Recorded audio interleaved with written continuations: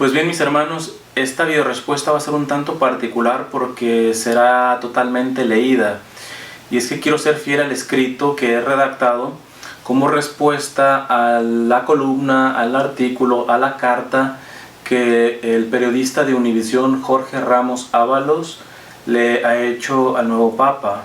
Así que, pues bueno, salvado esto, comencemos. Jorge, hermano, dices que sería mucho pedir que el nuevo Papa leyera tu carta. Yo espero que no sea mucho pedir que leas la mía, pues hay más cosas que nos unen a ti y a mí que entre tú y el Papa. Sí, soy varón como tú, mexicano como tú, inmigrante como tú, bautizado como tú. He luchado por los derechos de nuestros hermanos indocumentados como tú. Vaya, hasta vivo en la misma ciudad que tú, y aunque como pobre misionero no tengo carro, apenas me des una cita privada o pública, llegaré en camión, como decimos en México, o si es necesario, a pie.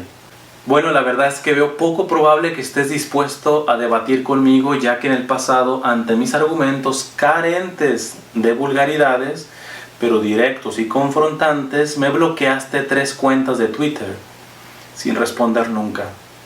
Hoy solo aspiro a que alguien que tenga acceso a ti te haga llegar esta carta, ya sea en su versión escrita o en su versión de audio o como en esta ocasión en video. Antes de comenzar con mi argumentación, te repito una vez más, admiro mucho tu trabajo y estilo periodístico. Eres un ejemplo de superación profesional para nuestra comunidad latina en los Estados Unidos.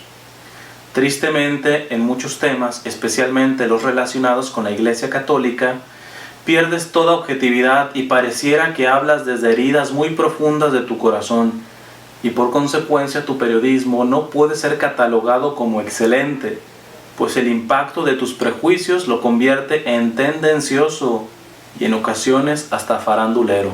Desarrollar una respuesta concreta y argumentada a cada una de tus acusaciones y propuestas simplemente sería pasar de carta a libro.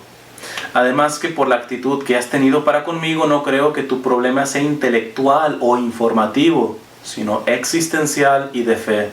Así que intentaré ir a las raíces. Te defines como excatólico y que así vives muy bien. Mi hermano, déjate informo una noticia que dará tarde o temprano consuelo a tu corazón.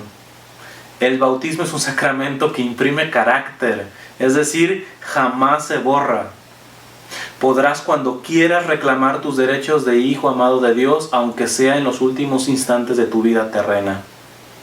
Pero sabes, me da gusto que lo expreses, al menos eres más honesto que muchos colegas tuyos que dicen ser católicos y que les avergüenza ser coherentes con su fe por miedo a ser despedidos o tachados de retrógrados, como tú nos has llamado. Pueden ser muchas causas por las que una persona deja la fe, pero al menos hasta hoy, de los 16 años de mis 31 que he estado sirviendo a tiempo completo en la iglesia, no he encontrado una sola razón justificable, y te explico brevemente por qué. La iglesia sin duda ha cometido errores y pecados graves en su historia, situaciones por las cuales Juan Pablo II pidió perdón. Quisiera ver una institución religiosa, política o civil que haya hecho lo mismo. Dichos eventos serían suficiente razón para haber terminado con la iglesia. Pero la iglesia sigue viva en medio de sus miserias porque su fundador Jesucristo vela por ella y la ha ido corrigiendo, pero no a través de cobardones que huyen y tiran piedras desde la casa de enfrente, sino generando santos al interior de ella. Santos que principalmente denunciaron con su santidad de vida. Muchos de ellos fueron humillados por la misma iglesia de su tiempo, pero eso solo sirvió para encender su amor y fidelidad por ella. San Francisco de Asís, San Juan de Ávila, San Juan de la Cruz, Santa Teresa de Ávila, San Luis Griñón de Montfort, San Alfonso María de Ligorio, son tantos. Así que la primera pregunta sería, ¿qué rasgos de santidad de vida dejaste en tus años como católico? O bien como aquella vez que Jesús le pregunta con profunda compasión a la samaritana por su esposo, sabiendo que ya habías tenido 5 y desde luego el que tenía no era su esposo, ¿cuál sería la pregunta que no te gustaría que te hiciera Jesús? Si la respondes con honestidad, encontrarás claves sumamente importantes para tu conversión. No eres un hombre malo, simplemente alguien que no entiende la diferencia entre reinventarse y convertirse. Reinventarse es usualmente cambiar para bien de acuerdo a la propia voluntad. Convertirse es cambiar de acuerdo a la voluntad de Dios. Espero a estas alturas de tu vida no hayas caído en el nefasto error de creerte Dios de ti mismo. Sin duda el corazón de tu carta es la acusación ante los abusos de miembros de la Iglesia a menores de edad y de la supuesta complicidad del Papa Benedicto XVI en estos hechos. Tengo que decir supuesta porque no das pruebas. Has promocionado el libro que supuestamente trae pruebas. Intenté dar con él, pero oh sorpresa, cuesta casi $40. Y aunque su versión digital no llega ni a los $10, sin duda no daré ni $1 a lo que podría ser un mero negocio. Así que si deseas regalármelo, con gusto te prometo leerlo. Déjame pensar en alto. Menos mal que los documentos oficiales de la Iglesia son gratuitos en Internet y muchos ministerios al interior de la Iglesia los distribuyen gratuitamente de forma impresa. Hermano, el que tenga oídos que oiga. Pero atajemos el problema. Es evidente la tolerancia cero que introdujo Benedicto XVI ante estos hechos. El mismo año pasado se reunió con víctimas y hubo un congreso en Roma para los afectados. Ya hay muchos sacerdotes detrás de las rejas. ¿Que faltan más? Seguro que sí. ¿Que Benedicto XVI debe ser uno de ellos por supuestamente encubrir?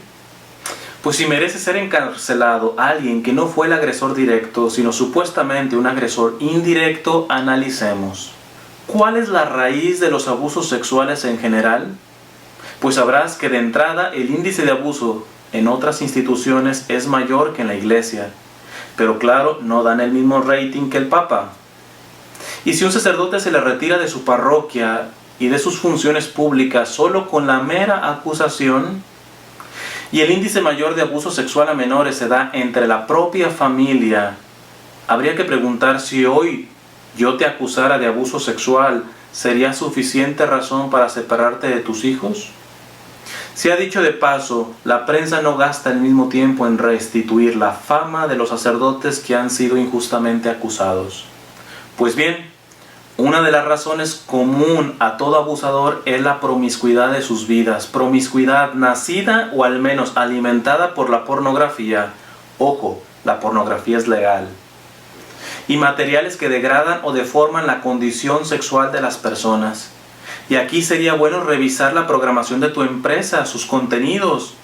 ¿No hay degradación sexual en sus novelas, programas de farándula y supuestos noticieros? Y si los hay, ¿no merecerían también ser procesados legalmente por ser parte de la raíz del problema? Otra cosa interesante es que tu tendencia mal llamada progresista fue la que cobró fuerza en la revolución sexual de los años 60 y 70. Perdón, ¿sabes a qué época pertenecen la mayoría de sacerdotes abusadores? Yo fui seminarista por 7 años y he visto las nefastas consecuencias que dejó esa época a nivel antropológico e incluso teológico dentro de muchos seminarios. Hermano, no olvides que el pecado social nos incumbe a todos. Es decir, que todos somos al menos indirectamente responsables de los actos cometidos por un violador o por un asesino. Basta que yo tenga un solo pecado, porque con mi pecado, más el tuyo, más el del vecino, más el del otro y el del otro y el del otro, hacemos un ambiente de pecado que termina influenciando al más frágil y débil que termina cometiendo el delito. Porque preséntame al primer criminal que haya tenido familia santa, ambiente santo, y aún así haya elegido ser un criminal. Por ello, aunque nunca he abusado sexualmente de nadie, pero consciente de las consecuencias de mis muchos pecados, denúnciame a mí. Estoy dispuesto a pagar los platos rotos de otros como Jesús injustamente ha pagado por los míos. Te prometo que no me defenderé por más injusta que sea la acusación. Si no temo a la muerte, mucho menos a la cárcel. Y más cuando sé que al ver a un católico consagrado tras las rejas, podrá dar un poco de alivio a tu corazón. Si soy honesto, no solo puedo colgarme como medallas los buenos testimonios de tantos santos católicos, también he de responder por los que tristemente han sido escándalo al interior de mi madre la Iglesia. Ya sabes, denúnciame. Sin duda se debe hacer justicia ante todo crimen, pero cuando tu visión del ser humano está deformada, tu petición de justicia se convierte en linchamiento. ¿O crees que la cárcel cambia personas por el solo hecho de estar tras las rejas? ¿Crees que con eso se eliminan las causas de los abusos? ¿El abuso sexual es el único que se debería castigar? ¿Qué decir del abuso psicológico que sufre un hijo por un divorcio o por estar expuesto a contenidos que deforman su conciencia y mancillan su pureza espiritual?